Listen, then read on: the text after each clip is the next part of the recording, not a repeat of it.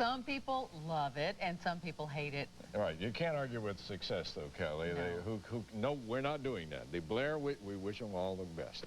The Blair Witch Project was a summer blockbuster, as you probably know, but what you may not know about this movie is that it all did start right here in Florida, in Central Florida. Fox 13's Lloyd Sowers is going to take us now to the small film school where Blair Witch came to life.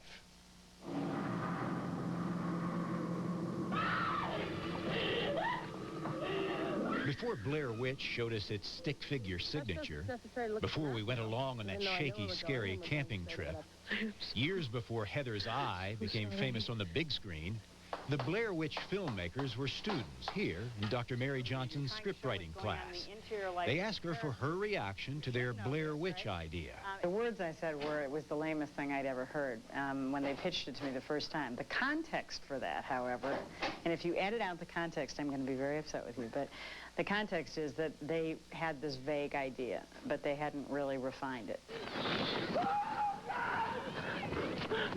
But the 5 University of Central Florida grads wrote and rewrote, edited and re-edited, and finally came up with a modern piece of movie making worth millions and millions, the envy of every would-be filmmaker. Action. Duncan Quigley, at your service. Now, taking film courses here, where Blair Witch was born, is kind of a claim to fame on its own. Roll camera. Dodge University, scene 12B, take 1. Cut. Corey Silverman is a motion picture major from Dunedin. Roll camera. I don't like to ever follow in anybody's footsteps. I'm not the type of person to ever just follow in someone's footsteps, but it does give us some hope, you know, something to look forward to in terms of if we want to get into the aspect of independent filmmaking. And it's a point of pride for a small Florida school. Its film program was never before mentioned in the same breath as giants like USC and NYU. This is UCF, and its film program is in high demand. Here's an example. One UCF film class that's open to all students here had an enrollment last year of 45 students. That same class this year has 250 students in it. You don't need to capitalize it. Remember when we went over the term slug line and transition? But Professor Johnson is concerned. The film program here was built on the benefits of small classes. Upper-level courses are limited to just 15 students. Now they expect the number of applicants could increase tenfold.